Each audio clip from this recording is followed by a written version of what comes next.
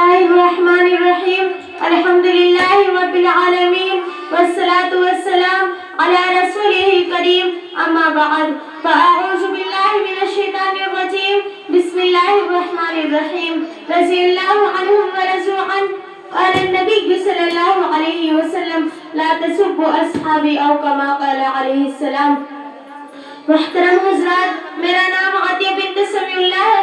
میں مدرسہ حفصہ بنات محلہ علی نگر محمد پور رائی میں تعلیم حاصل کرتی ہوں۔ میرے استاذ محترم کا نام مولانا محمد احسان مظاہری ہے۔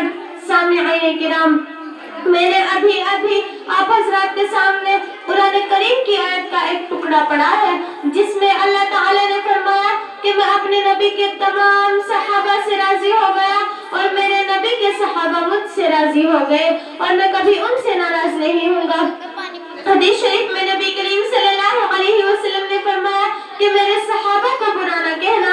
اگر تم نے صحابہ کے بارے میں اپنی زبان کو غلط استعمال کیا تو یاد رکھو، قیامت کا دن ہوگا، تمہارا گریبان نبی کے ہاتھ میں ہوگا اور نبی کریم صلی اللہ علیہ وسلم برائی کرنے والے سے پوچھیں گے کہ میرے صحابہ نے تیرا کیا بگاڑا تھا جو تو فانی دنیا سے میرے صحابہ کی برائی کر کر آ رہا ہے۔ کسی شاعر نے کہا ہے کہ سرکار کا دربار نہیں دیکھ رہے ہو کیا، دربار میں صحابہ نہیں دیکھ رہے ہو کیا، کہتے ہو کہ قرآن میں صحابہ کا ذکر ہے کہاں، تم سورہ بینہ نہیں دیکھ رہے ہو کیا۔ اس لیے کہ تمام صحابہ کو خدا نے نبی کو چھانٹ کر دیا، تمام صحابہ نبی کے نمائندے ہیں، تمام صحابہ اعمال میں امت کے لیے ایک دلیل ہے، تمام صحابہ منتخب ہدایت یافتہ ہے، تمام صحابہ تنقید سے بالا تر ہے، تمام صحابہ آپس میں محبت کرنے والے ہیں، تمام صحابہ منکروں کے لیے ایک چٹان ہے، تمام صحابہ عذاب سے محفوظ ہے۔ کیوں نہ ہو، صحابہ نے نبی کی ہر جگہ حفاظت کی، نبی کا ساتھ دیا، نبی کے ساتھ قدم سے قدم ملا کر کھڑے رہے۔ نبی کو جان کی ضرورت پڑی تو صحابہ نے جان قربان کر دی، مال کی ضرورت پڑی تو صحابہ نے مال قربان کر دیا۔ صحابہ گلی میں نبی کے ساتھ، میدان میں نبی کے ساتھ، جنگ میں نبی کے ساتھ، بیابانوں میں نبی کے ساتھ، پہاڑوں پر نبی کے ساتھ، ہر جگہ ہر وقت صحابہ نبی کے ساتھ اور اپنا تن من دھن قربان کرنے کے لیے تیار، اور کبھی اپنی زندگی میں کوئی شکوہ شکایت نہیں۔ پھر میں کیوں نہ کہوں کہ صحابہ اور صحابیات نبی کے دیوانے بھی ہیں اور نبی کے مستانے بھی ہیں، اور میں یہ کہتی ہوں کہ صحابہ جنتی ہیں، جنتی ہیں، جنتی ہیں۔ اسلام کی مقدس شہزادیوں، میں آپ کو ایک واقعہ سنا کر اپنی بات کو ختم کرتی ہوں۔ احد کے میدان میں جس وقت حضور زخمی ہوئے، جب آپ کو سکون ہوا، جب آپ کی طبیعت میں افاقہ ہوا، تو آپ نے اپنے ایک صحابی جن کا نام زید بن ثابت ہے ان سے فرمایا کہ اے زید، جا کر سعد بن نبی کو تلاش کر لاؤ۔ زید کہتے ہیں کہ میں سعد کو تلاش کرنے نکلا تو میں نے لاشوں میں دیکھا، مجھے سعد نہ ملا۔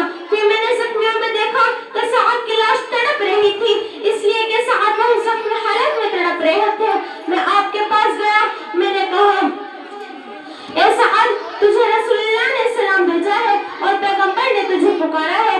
سعد کو جب یہ خبر ان کے کانوں میں پہنچی تو حضرت سعد زخمی شیر کی طرح اٹھنے لگے، ان سے اٹھانا گیا اور زمین پر گر گئے، پھر اٹھتے ہیں، پھر گر جاتے ہیں، پھر اٹھتے ہیں، پھر گر جاتے ہیں۔ حضرت سعد کی آنکھوں سے آنسو نکل آئے کہ میرے نبی نے مجھے بلایا اور میں چل نہیں سکتا اور زخمی حالت میں جا نہیں سکتا اور گر گئے۔ حضرت سعد نے حضرت زید سے فرمایا کہ میرے قریب اپنا کان لاؤ، اور کان میں فرمایا کہ میرا آخری وقت ہے، میرا دم نکلنے والا ہے، میں اس دار فانی سے رخصت ہو رہا ہوں۔ زید سے فرمایا کہ مجھے جنت کی خوشبو آ رہی ہے، میرے نبی کو میرا سلام کہنا۔ جب حضرت زید وہاں سے چلنے لگے تو حضرت سعد نے حضرت زید کا پلہ پکڑ لیا اور فرمایا کہ اے زید، میرا ایک پیغام ہے، میری قوم کے سارے انصار کو جمع کرنا، اکٹھا کرنا اور اکٹھا کر کر فرمانا کہ تمہارا سردار سعد دنیا سے چلا گیا، اس کا آخری پیغام یہ ہے کہ تم محمد پر اپنی جان، اپنے مال، اپنی اولاد، اپنی ہر چیز قربان کر دینا۔ اگر محمد کو کوئی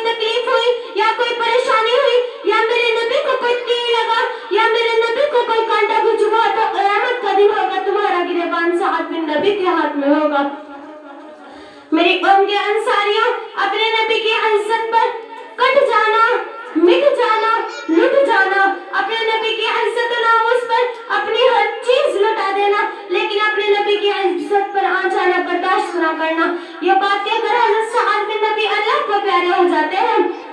زید کہتے ہیں کہ سعد کی بات سن کر میں روتے ہوئے پیغمبر کی محفل میں آیا۔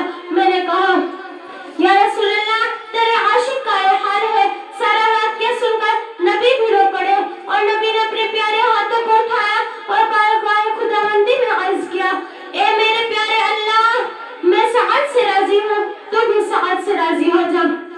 حضرات، یہ امت بھی اسی نبی کی ہے جن کے دل میں عشق نہیں، محبت نہیں۔ ہم ہی وہ امت ہے جو اپنے نبی کی سنت کا جنازہ نکال رہے ہیں۔ نبی کی مخالفت میں ہم پیش ہیں۔ ظاہر میں ہم نبی والے نہیں، باطن میں ہم نبی والے نہیں۔ اگر آج اس پرفتن حالات میں نہ سدھرے تو کب سدھریں گے؟ صحابہ نے تو اپنے امتی ہونے کا پورا حق ادا کر دکھایا، پھر میں کیوں نہ کہوں کہ صحابہ جنتی ہیں، جنتی ہیں، جنتی ہیں۔ اب میں اس شعر سے اپنی تقریر کو ختم کرتی ہوں۔ نہ میں سنت چھوڑوں گی، نہ میں صحابہ کو چھوڑوں گی، نہ میں ان کی عظمت چھوڑوں گی، نہ میں ان کی پہچان چھوڑوں گی۔